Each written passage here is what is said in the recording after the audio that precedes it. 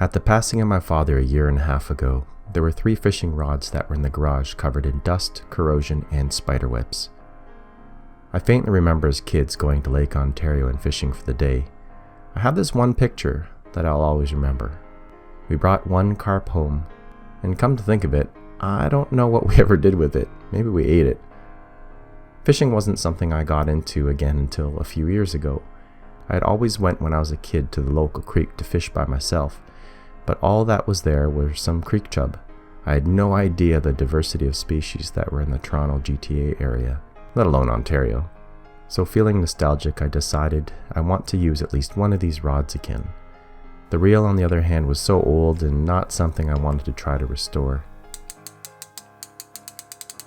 I decided on this brown South Bend 6'8" rod, as it was the longest of the 3 and therefore a little more versatile. I wanted to catch a variety of fish and maybe a carp like in the picture. Absolute perfection wasn't the goal, but rather getting it usable was the plan. As you can see, there was a lot of oxidation, some corrosion around the guides. This would need to be cleaned up and smooth so the line wouldn't get frayed with use. Looking online, there didn't seem to be much I could do with the cork handle, as it was a little hardened, but seeing that it was still comfortable to hold, I didn't care. I'm guessing it's a fiberglass rod, as it's probably about 40 years old by now. The finish has a nice patina with no noticeable cracks. I was really worried about it being brittle through the many decades it spent in the garage going through hot, humid summers and freezing winters. The majority of the time I worked on the guides with this metal polish. It provided minimal abrasion to give the smoothest outcome for the guides. My main focus was on the inside of the guides and not necessarily the outside.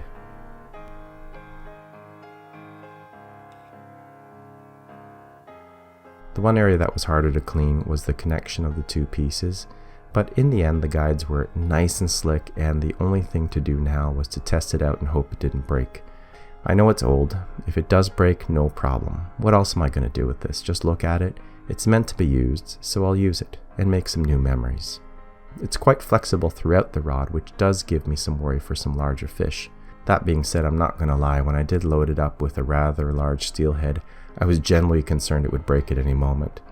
Now here's the footage of some of my catches.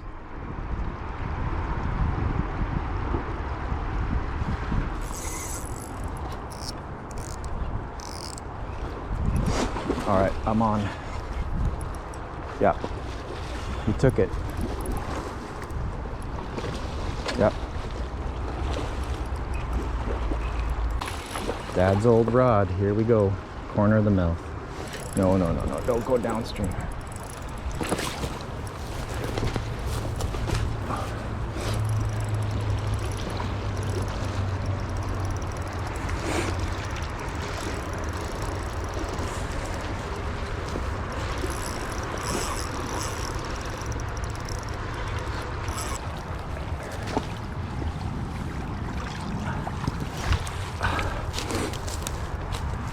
Holy smokes, this is a monster, legit monster.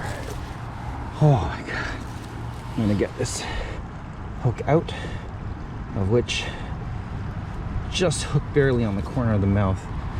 Look at that, pink worm. Oh, and we got a giant monster today. There you go. This is not at all the species I was going for. But look at the size of that creek chub. Here it is here. Like, that is one of the bigger creek chub I've ever caught. I was going for carp. This is what I got. That's pretty cool. Now I hope to take it out fishing more this year and try it out on some bass, pike, or the ultimate would be to catch a carp.